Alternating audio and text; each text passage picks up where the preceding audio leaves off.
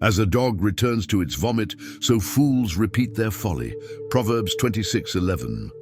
You promised yourself you'd never do it again. Never date that type of person. Never lose your temper like that. Never make that financial mistake. Never fall into that habit. But here you are, 3 months later, doing the exact same thing. You're intelligent, you learn from other areas of life, so why do you keep stepping in the same trap?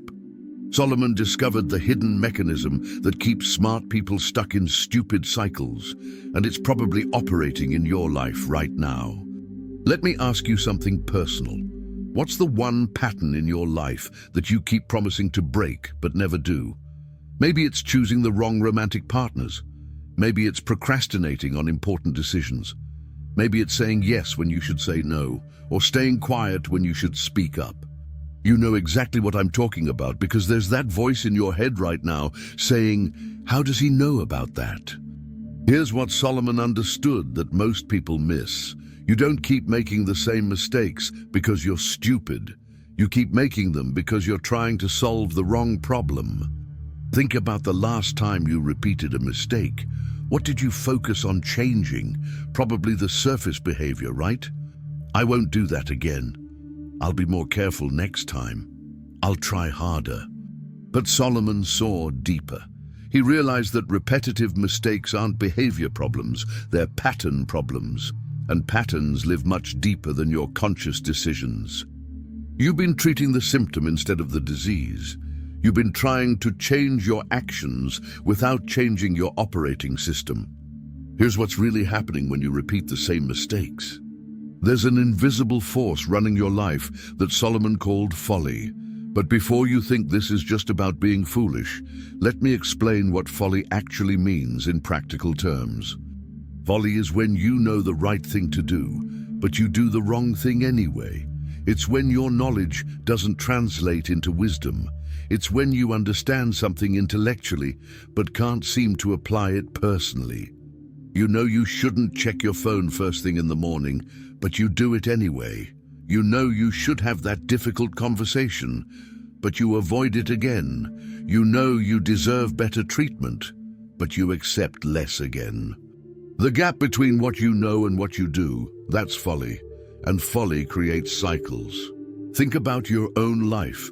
How many times have you given the right advice to a friend, then turned around and done the opposite in your own situation?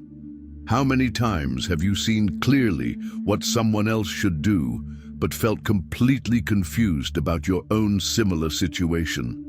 This isn't hypocrisy, this is the folly pattern, and it's more common than you think. But here's where Solomon's insight gets really practical.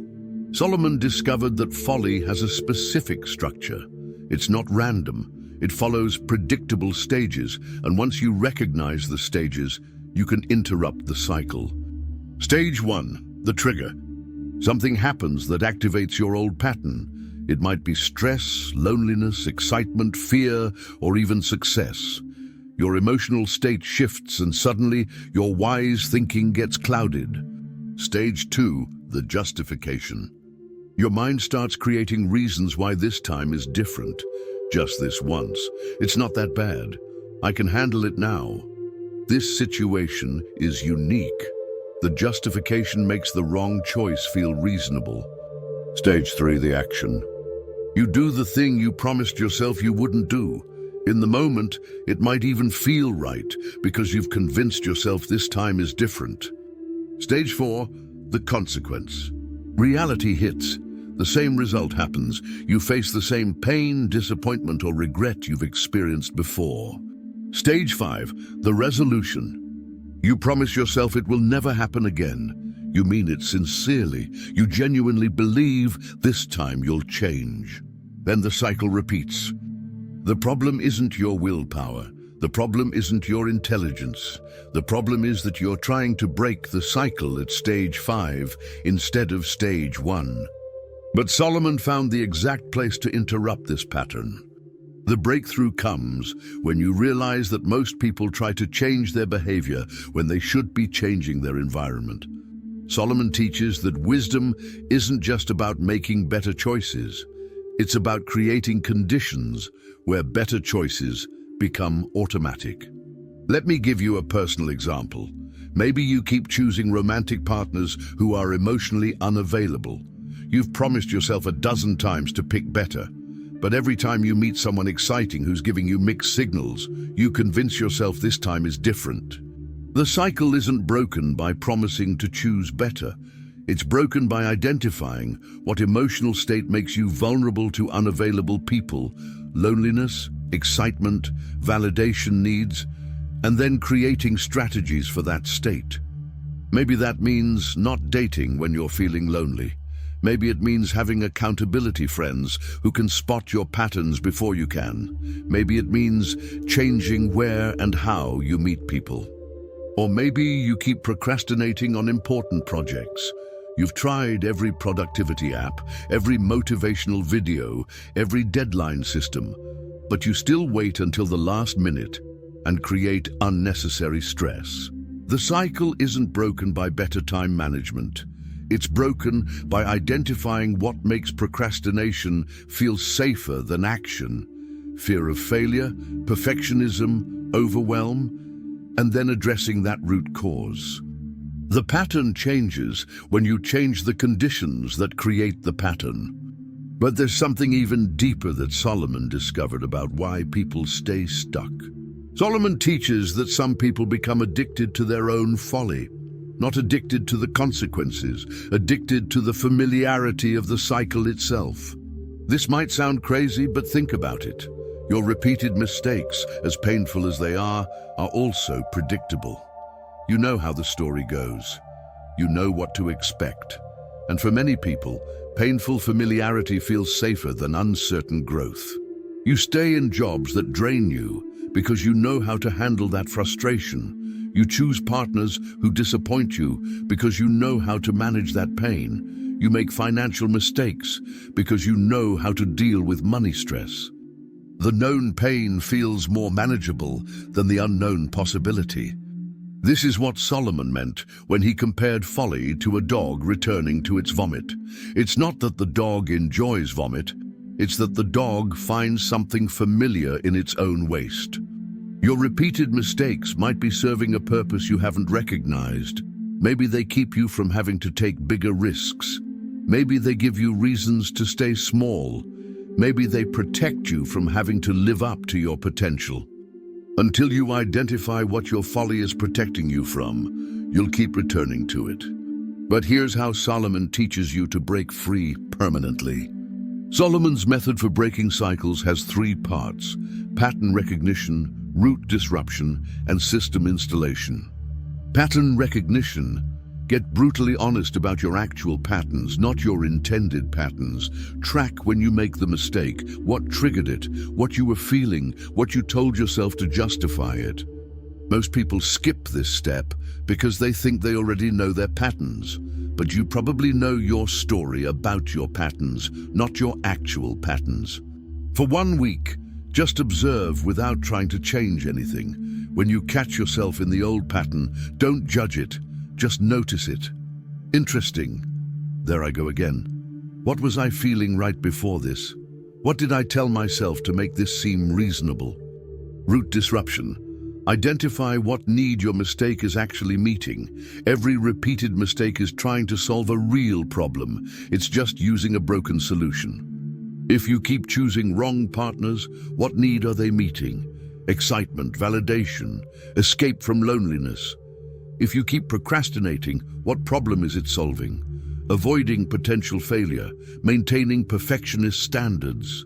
Once you identify the real need, you can find healthier ways to meet it. System installation. Create automatic responses for your trigger moments. Don't rely on willpower in the moment.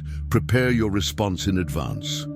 If loneliness triggers bad relationship choices, have a prepared list of healthy ways to connect with people. If stress triggers financial mistakes, have automatic systems that prevent access to money when you're emotional. The goal isn't to never feel triggered. It's to have predetermined responses that serve your actual goals. But there's one final element that makes this transformation permanent. Solomon teaches that lasting change requires what he calls fear of the Lord. But practically, this means developing respect for consequences before they happen, not after. Most people only change when the pain of staying the same becomes greater than the pain of changing. But Solomon teaches you to change when the vision of your future becomes more compelling than the comfort of your patterns. Instead of waiting for rock bottom, you develop what I call consequence consciousness, the ability to feel future pain in present decisions. When you're tempted to repeat the same mistake, you don't just think about immediate gratification. You connect with the inevitable disappointment, the predictable regret, the familiar frustration that always follows. But more importantly, you connect with the person you're becoming by making different choices. You feel the pride of breaking your own pattern. You experience the confidence that comes from proving you can change. You taste the freedom of not being controlled by your own cycles. This isn't about willpower.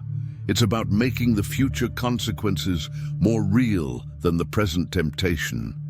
When Albert Einstein was asked to define insanity, he reportedly said, "It's doing the same thing over and expecting different results." But Solomon understood something deeper. It's not insanity, it's folly, and folly can be cured. The pattern that's been controlling your life doesn't have to control your future. You can break the cycle, but only if you're willing to change the game instead of just trying to play it better. Right now you have a choice. You can keep trying to use willpower to override your patterns, or you can use wisdom to redesign your systems. You can keep promising yourself you'll do better next time, or you can actually understand why next time keeps looking like last time. The cycle stops when you stop feeding it, but it only stops permanently when you replace it with something better. If you're ready to break the pattern that's been keeping you stuck, if you're tired of being disappointed in yourself for doing the same things over and over, if you're ready to finally become the person you keep promising to be, then make this commitment. I will stop treating symptoms and start addressing roots. I will change my systems, not just my intentions. I will become conscious of my patterns before they become active. I will break the cycle by disrupting it at its source. If you're ready to join a community of people who are breaking their old patterns and building better systems, who understand that lasting change comes from wisdom, not willpower, comment "break the cycle" below. Solomon said, "As a dog returns to its vomit, so fools repeat their folly." But he also taught that wisdom can break any pattern, heal any cycle, and transform any life. Your past patterns don't determine your future possibilities, but your willingness to change the game instead of just playing it better. That determines everything. The cycle ends when you decide it ends. Today can be that day.